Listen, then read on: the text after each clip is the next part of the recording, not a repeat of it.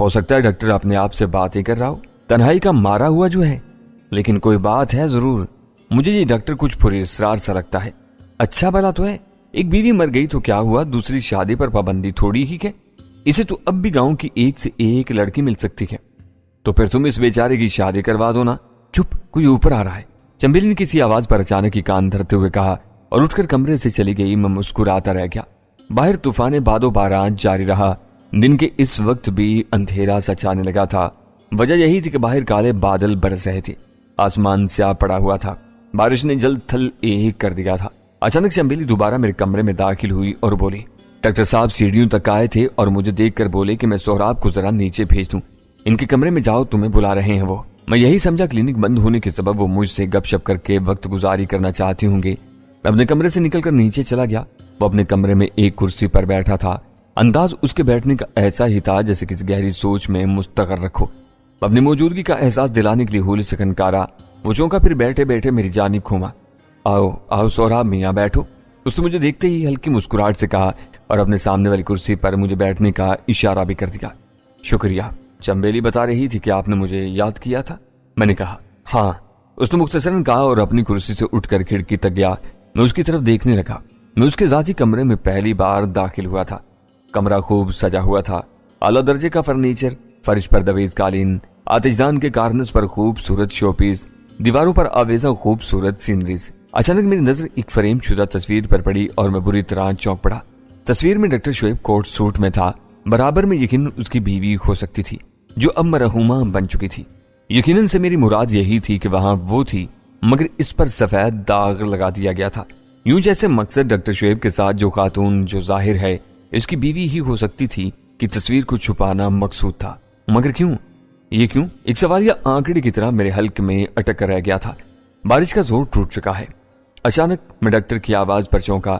اس نے وہ کھڑکی کھول دی تھی جس سمت میں اٹھ کر گیا تھا، پھر میری جانب پلٹا۔ میں بھی اس کی طرف متوجہ ہوا۔ میرا خیال ہے مجھے کلینک اب دوبارہ کھول لینا چاہیے، ہم پھر بات کریں گے، شاید آج رات ہی کو، اس نے کہا۔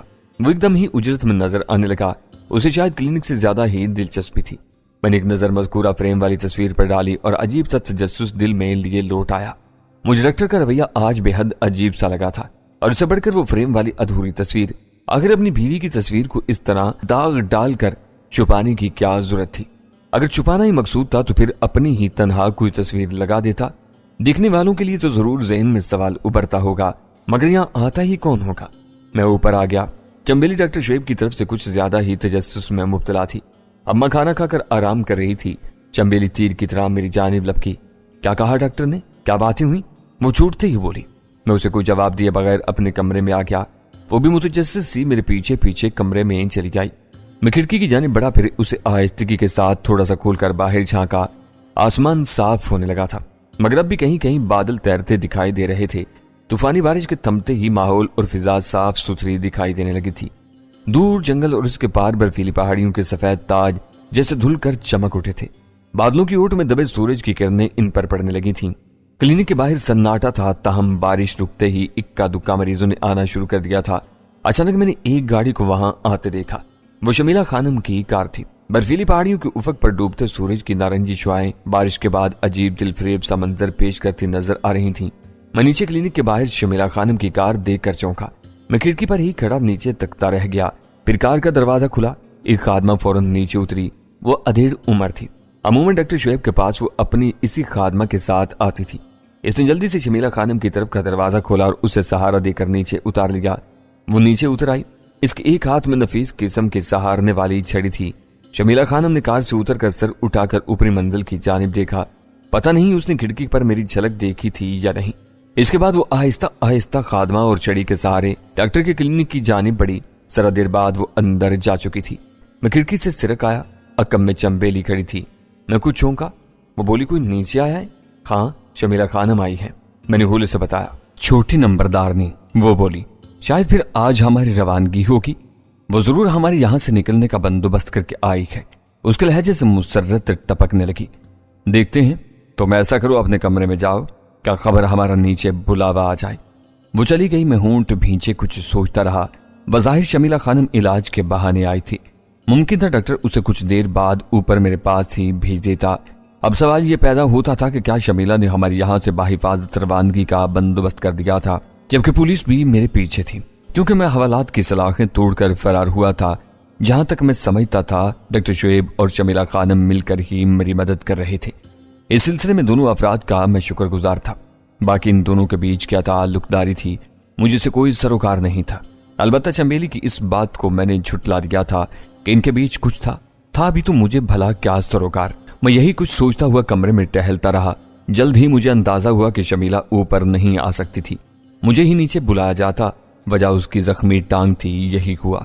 تھوڑی دیر بعد ہی چنبیلی بھاگی بھاگی میرے کمرے میں آئی۔ میرا نیچے بلاوا آ گیا تھا۔ تھوڑی دیر بعد میں دھڑکتے دل سے نیچے پہنچا۔ ایک کمرے میں وہ میری منتظر تھی۔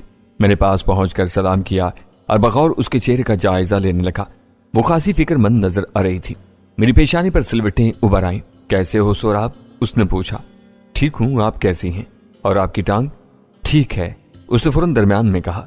ایسا لگا جیسے وہ اجلت میں ہے۔ ساتھ ہی اس نے مجھے اپنے سامنے والی نشست پر بیٹھنے کا اشارہ بھی کر دیا۔ میں بیٹھ گیا اور اس کا چہرہ تکنے لگا۔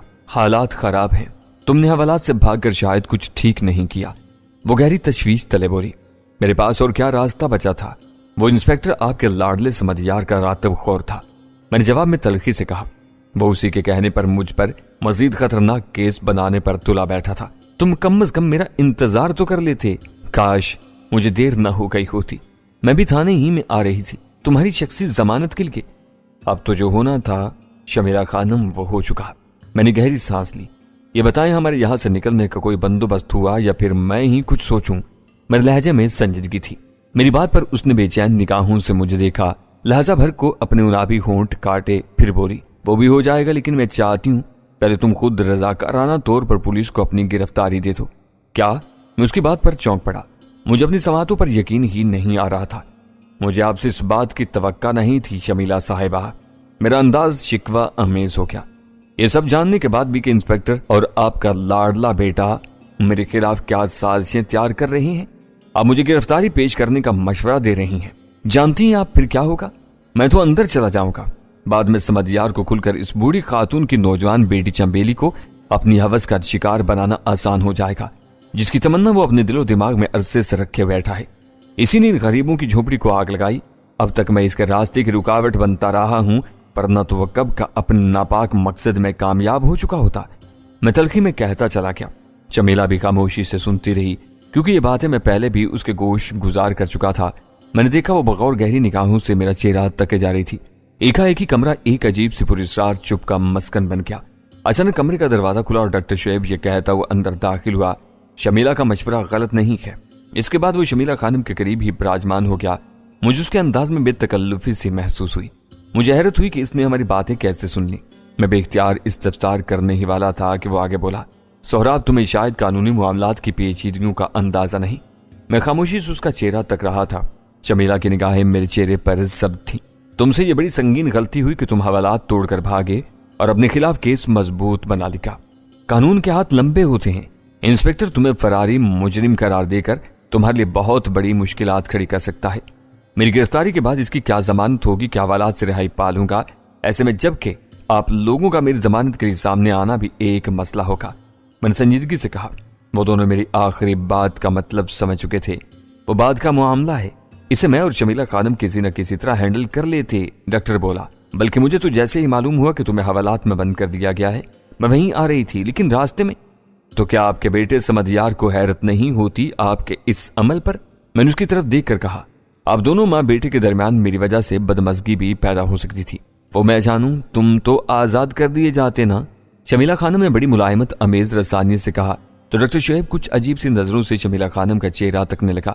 ایسے میں چنبیلی کی ڈاکٹر سے متعلق باتیں میری سماعتوں میں گونجنے لگیں، جبکہ میں نے بیچاری کو جھڑک دیا تھا۔ شمیلہ نے اس طرف رخ نہیں کیا اور مجھ سے اسی ملائمت امیزی سے بولی، تم میرے محسن ہو سہراب، تم ایک بہادر اور اچھے انسان ہو۔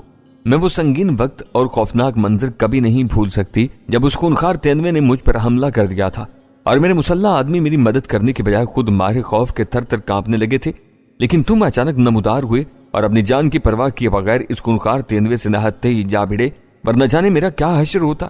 ایک درندے کی چیر پھاڑ ڈالنے کے تصور ہی سے میری جان لرز جاتی ہے۔ اوہو شمیلہ، اب پرانی باتیں چھوڑو، تم لوگ آگے کی سوچو۔ डॉक्टर शोएब ने दरमियान में लुकमा दिया। मुझे लगा जैसे उसे ये मौजू पसंद नहीं आ रहा है। मैंने कहा, मैं यहाँ से जाना चाहता हूँ। आप दोनों का शुक्रिया कि आपने हमारी इस हद तक मदद की और हमें यहाँ पनाह दी। तुम कैसे जाओगे? डॉक्टर हैरत तले मेरा चेहरा देखने लगा। मैं खुद ही कोई बंदोबस्त कर लूंगा, आज रात ही। बेवकूफी की बातें मत करो सोहराब, शमीला बोली। तुम्हें अगर जाना ही है तो मैं गाड़ी का बंदोबस्त कर देती हूँ ना, लेकिन मेरा ख्याल है फिर यही ठीक रहेगा। डॉक्टर ने फिर लुकमा दिया। इस पर शमीला खानम ने गर्दन मोड़कर डॉक्टर को देखा। वो शायद इसकी निगाहों का मतलब समझ गया और फौरन वजाहती अंदाज इख्तियार करते हुए दोबारा बोला, जाहिर है और फिर क्या सोचा जा सकता है। वो आगे भी कुछ कहना चाहता था मगर ना कह पाया और कंधे उचकाकर खामोश हो गया। इस तरह पुलिस केस खत्म नहीं होगा डॉक्टर। वो सोहराब का पीछा करता रहेगा जो आगे चलकर इसकी परेशानियों में इजाफा ही करेगा। वो मफरूर कहलाता रहेगा। डॉक्टर खामोश रहा मगर मैंने महसूस किया कि वो भी यही चाहता था कि मैं ना रुकूं। मैं गिरफ्तारी नहीं दूंगा और यहाँ से फौरन निकलना चाहता हूँ। आप लोगों ने मेरी खातिर इतना बड़ा रिस्क लिया, इसके लिए मैं ममनून हूँ। कहते हुए मैं उठ खड़ा हुआ। बैठ जाओ, जो इसे काम मत लो सोहराब, हमने अभी तक तुम्हारे लिए कुछ भी नहीं किया है। शमीला खानम ने अचानक मुझसे कहा। उसके लहजे में एक अजीब सा तहक्कुम था जिससे मुझे अपनायत का शायबा महसूस हुआ। मैं बैठा नहीं, खड़े खड़े बोला, एक बार मैं अपने साथियों और शहर तक पहुंच जाना चाहता हूं। इसके बाद मैं इन कानूनी पेचीदगियों से भी जान छुड़ा ही लूंगा, लेकिन यहाँ रहते हुए मैं कुछ भी नहीं कर पाऊंगा।